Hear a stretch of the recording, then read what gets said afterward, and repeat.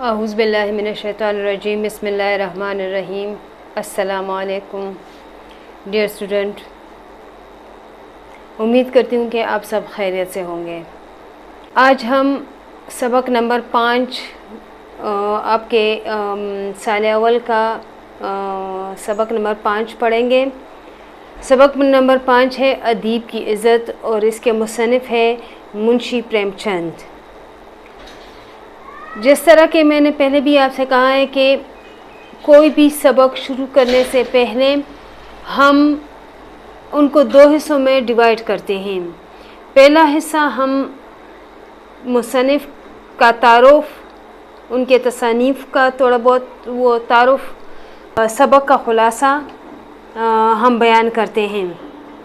इसके बाद हम तशरीहात की तरफ बढ़ते हैं। दूसरा हिस्सा हमारा तशरीहात पर मुश्तमिल होता है। तो आज हम शुरू करते हैं अदीब की इज़्ज़त में मुसन्निफ़ के तारुफ़ से। अदीब की इज़्ज़त को मुंशी प्रेमचंद ने लिखा है। मुंशी प्रेमचंद 1880 में पैदा हुए और 1836 में उनका इंतकाल हो गया। मुंशी प्रेमचंद एक गरीब घराने में पैदा हुए। आपके फादर जो थे वो एक डाकखाने में मुलाजिम थे और उनका नाम था अजायब लाल। आप अभी छोटे ही थे कि आपके वालिदा का इंतकाल हो गया और आपके वालिद ने दूसरी शादी कर ली और जिसकी वजह से आपको कम उम्र में ही आपको भी फिर शादी करनी पड़ी और तकरीबन 13 साल की उम्र में आपने शादी कर ली। और 1898 में आपने बनारस के एक स्कूल से मैट्रिक पास किया और कम उम्र में ही आपने मुलाजमत शुरू कर दी। चूँकि आपका ताल्लुक़ गरीब घराने से था और आपके ऊपर ज़िम्मेदारियाँ बहुत ज़्यादा आ गई थी, एक फैमिली को रन करना था, तो इस वजह से आपने फिर छोटे ही उम्र में मुलाजमत शुरू कर दी और प्राइवेट तौर पे एफ़ए किया और फिर उसके बाद बीए भी प्राइवेट तौर पर आपने पास कर लिया और आखिरकार डिप्टी इंस्पेक्टर के ओहदे तक पहुँचे और इस ओहदे पर आपने बहुत तरक्की की। और साथ साथ में आपको चूँकि लिखने का शौक़ था तो आप साथ साथ में भी लिखते रहे, मुख्तलिफ़ रिसालों में लिखते रहे, मुख्तलिफ़ आपने अफ़साने लिखे और मुख्तलिफ़ किस्म के आपने रिसाले जारी किए, जो कि एक रिसाला आपने बनारस से जारी किया आज के नाम से।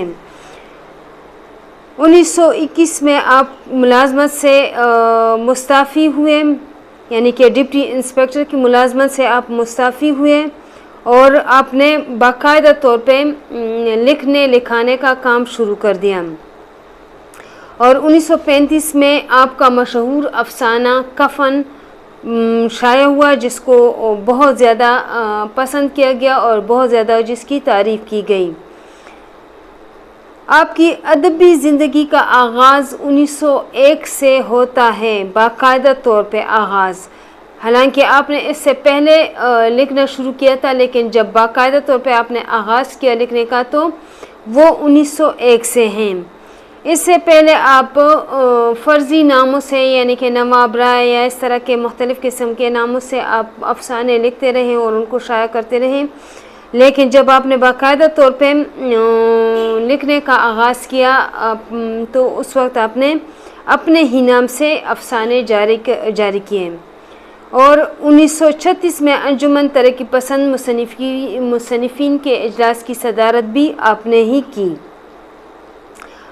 और आखिरकार 18 अक्टूबर 1936 को आप बनारस में वफ़ात पा गए और वहीं पे आपकी तदफीन की गई। आपके तसानीफ़ की तादाद बहुत ज़्यादा है, लेकिन जो इसमें मशहूर अफ़साने और तसानीफ़ हैं वो उनका ज़िक्र हम यहाँ पे करेंगे।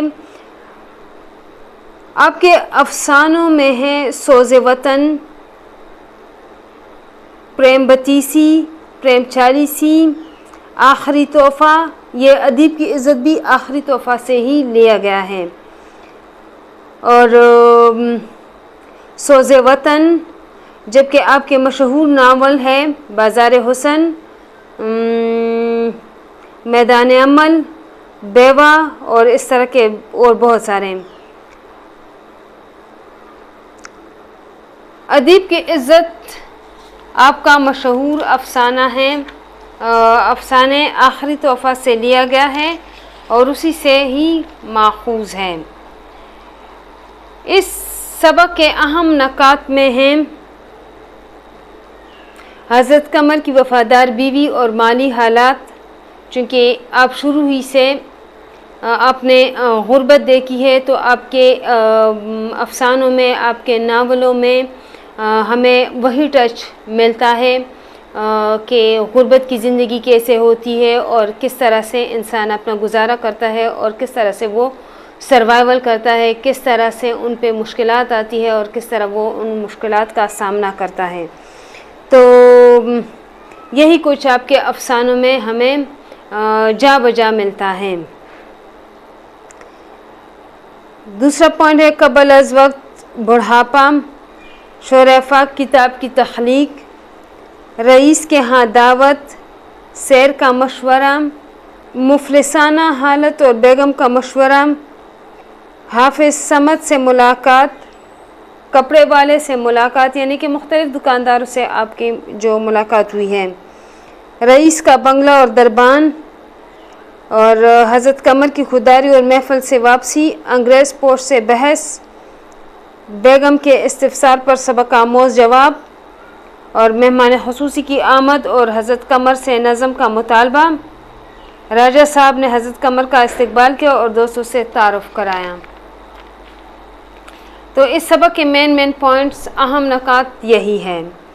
इस सबक को के ख़ुलासे में अगर हम देखें, हज़रत कमर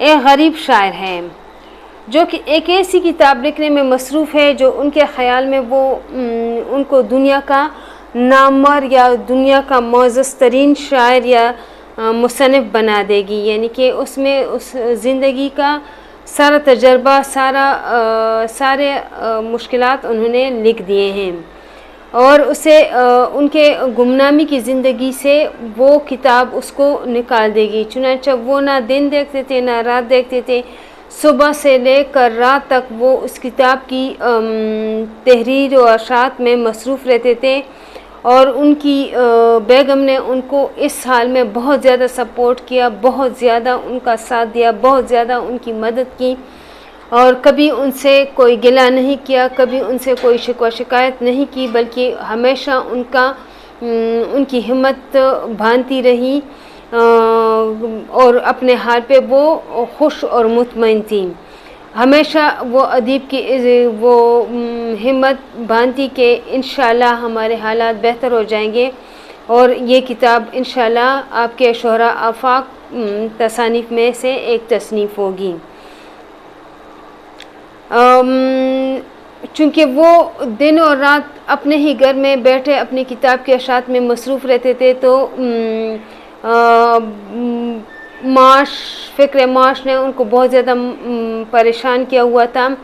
बाहर जब जाते थे तो लोग उनको तंग करते थे, लोग उनसे कर्ज़े का मुतालबा करते थे, तो इस वजह से उन्होंने बस घर में ही रहना पसंद किया।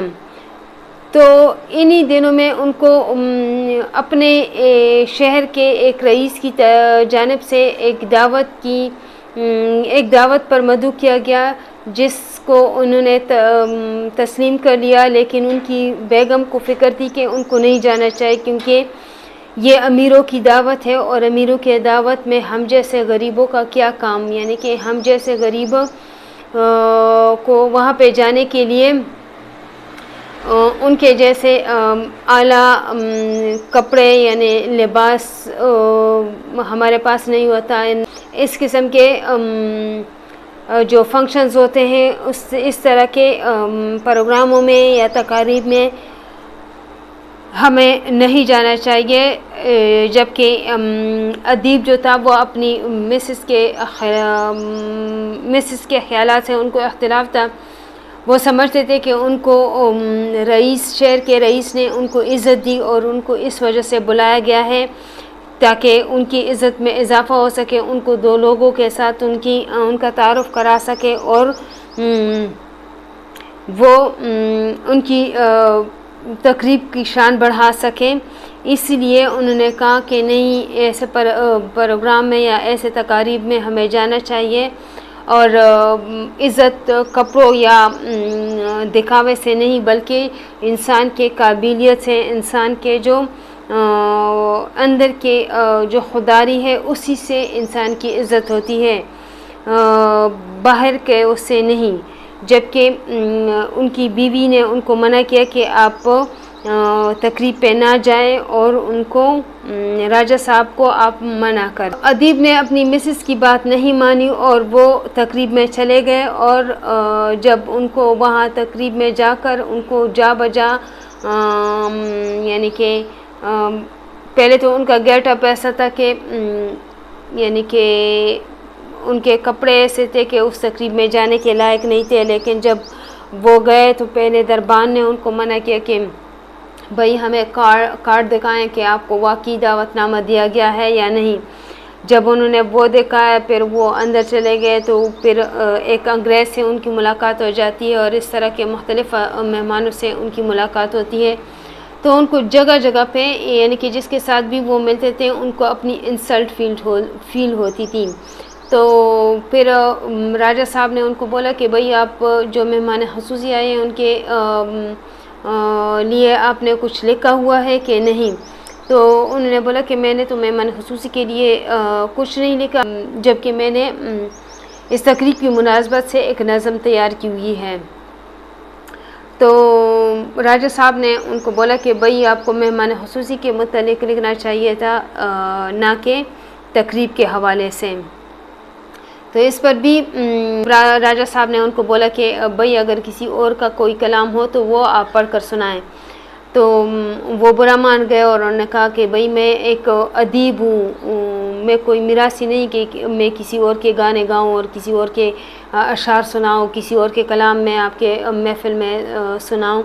मेरी अपनी एक इज़्ज़त है, मेरी अपनी एक वैल्यू है, मेरी अपनी एक वो है। लेकिन वो शायद ये भूल गए थे कि अदीब की इज़्ज़त सिर्फ़ उनकी अपनी चार दीवारी के अंदर होती है। उनके अपना घर ही उनके लिए जन्नत होता है और उनके अपने घर के अंदर ही उनकी पूरी कायनात होती है। चुनांचा उन्होंने इससे अपनी तौहीन समझा और नज़म सुनाए बगैर तकरीब से वापस आ गए। हमारे माशरे के मजमूई सोच की अक्कासी करती है ये सबक कि किस तरह से हम लोगों को उनके कपड़ों से, उनके ज़ाहरी दिखावे से यानी कि हम उनकी इज़्ज़त करते हैं और हम उनके ज़ाहरी दिखावा सब कुछ नहीं होता, बल्कि इंसान के अंदर भी देखना चाहिए, इंसान के अंदर के क्वालिटीज़ को भी कंसीडर करना चाहिए। तो यही इस सबक का मेन ख्याल है, वो यही है कि इसमें माशरे के मजमूई जो इस सबक में माशरे के मजमूई सोच की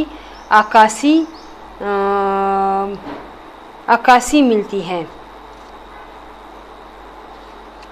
तो ये इसका मुख्तसर सा ख़ुलासा था जो मैंने आपको बयान किया। इंशाअल्लाह कल हम इसके तशरीहात का ज़िक्र करेंगे और तशरीहात बयान करेंगे। तब तक के लिए इजाज़त दीजिए। अल्लाह हाफ़िज़।